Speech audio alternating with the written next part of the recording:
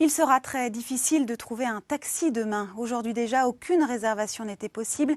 Les chauffeurs vont manifester contre l'application Uber Pop qui met en relation des particuliers et contre les VTC, des concurrents victimes d'agressions ces derniers jours. Kelly Pujard avec Nedim Lankarevitch. Des taxis en grève jeudi. Une journée synonyme de hausse d'activité pour cette compagnie de véhicules de transport avec chauffeur, les VTC. Elle enregistre 50% de réservations supplémentaires pour demain, une journée potentiellement à risque.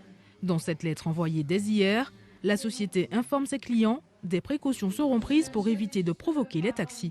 On veut éviter l'amalgame avec les chauffeurs particuliers, car les chauffeurs qui travaillent chez Allocap sont bien des professionnels. Et ce jour-ci, exceptionnellement, ils ne seront pas vêtus d'un costume et les clients monteront à l'avant pour passer le plus discrètement possible dans les rues et éviter des prises à partie ou d'attiser les tensions. Les chauffeurs de cette compagnie ont reçu une consigne de prudence. Demain, pas de costume. Objectif, faire profil bas pour éviter de réitérer des incivilités recensées à Marseille, Nantes et Paris. Dans les relations que l'on peut avoir vis-à-vis des taxis en conduisant, c'est par exemple le fait de refuser des priorités, le fait de s'imposer sur la route en montrant que nous sommes sur leur territoire à eux. Ça passe également par des petites incivilités comme des injures, comme des menaces qui sont proférées oralement. Pas la peine de réserver un taxi pour la journée de demain. Les bornes seront désertées. Seul mot d'ordre chez les chauffeurs, solidarité contre leurs concurrents et rivaux.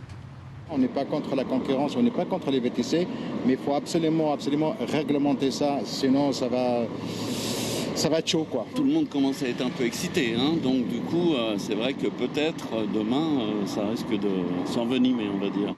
Pour faire baisser la tension, la préfecture de police annonce un durcissement de la répression contre les chauffeurs illégaux. Les contrôles aléatoires se multiplient, comme ici à Paris cet après-midi. Les lois de la République doivent s'appliquer au pénal contre les chauffeurs qui violent le code des transports. Elles doivent aussi s'appliquer à l'égard de ceux qui veulent se faire justice eux-mêmes. Depuis le début de l'année, 520 délits d'exercice illégal de la profession de taxi ont été recensés. 377 concernent Uber Pop, une hausse de 111% sur un an.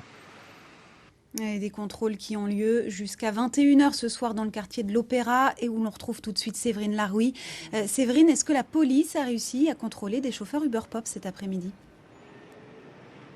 Alors à l'heure où je vous parle, 2 conducteurs soupçonnés de travailler pour Uber Pop ont été interpellés. Comment ? Eh bien ce sont des patrouilles qui les ont repérés. Elles sont chargées de scruter l'intérieur des véhicules à la recherche d'indices, par exemple des passagers à l'arrière ou alors un téléphone portable en évidence sur le tableau de bord. Alors les véhicules sont contrôlés et les chauffeurs pris sur le fait sont interpellés. On écoute les précisions du capitaine responsable des opérations.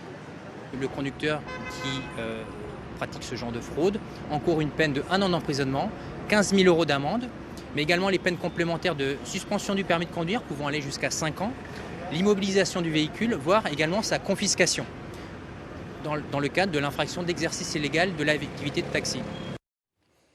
Séverine, alors il y a des contrôles, il y a des amendes, et le gouvernement dit que c'est illégal, pourtant ces chauffeurs roulent toujours.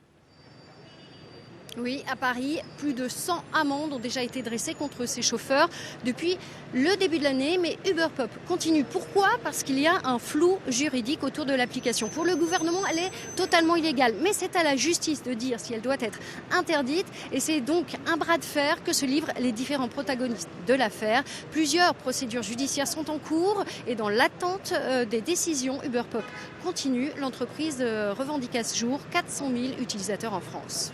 Merci Séverine.